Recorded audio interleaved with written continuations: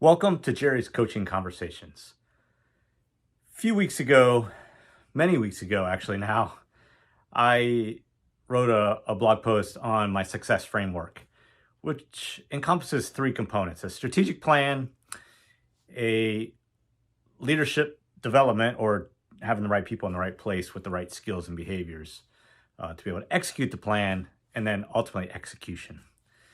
And I'm reminded on a daily basis working with my clients that while strategic planning and having the skills and behaviors are really important first steps, man, execution seems to be a really big challenge for a lot of people for many reasons. So I wanted to spend a little time talking about execution here today, and talking about some of the things I see and some solutions to that.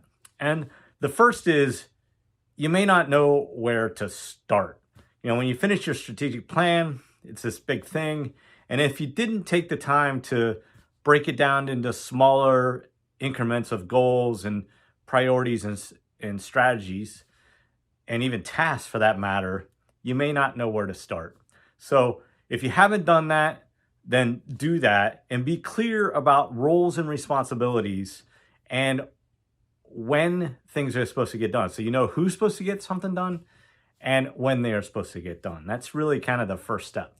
The second is lack of planning your time.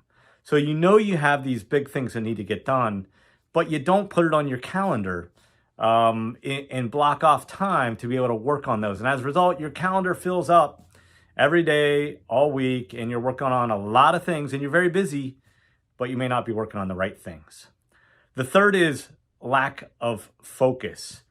The old shiny object syndrome, where things come at you all the time, new ideas, new things to work on, whatever the case may be. And it's fun to go do those things, perhaps.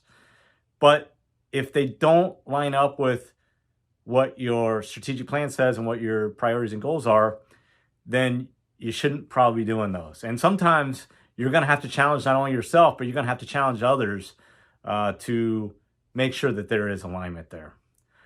The fourth one is resistance to change.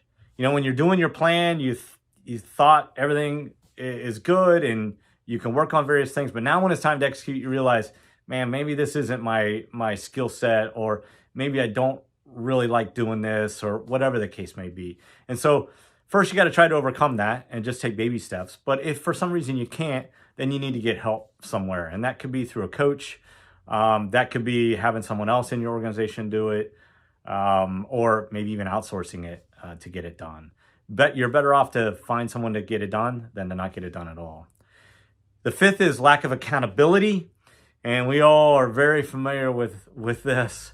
There's a lot of ways you can get accountability, but one of my favorites is just having daily or weekly meetings across your team to review what was supposed to get done and making sure it gets done, and identifying obstacles that are in place. And so you can break those down if necessary.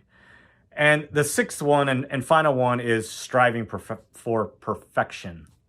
And this is a challenge because you just want everything to be perfect, and it's not. So you just need to get started. And don't procrastinate. A lot of times you're like, well, I couldn't start here until I got this done, but they're really not linked. And so you probably could have, but it might have been just an excuse to not get started. So don't strive for perfection and just get started. So execution is a challenge. Those are some of the key things that I see in my practice day in and day out.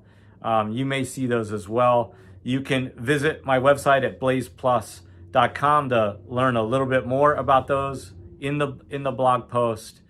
And as I always say, be a leader today and focus on execution.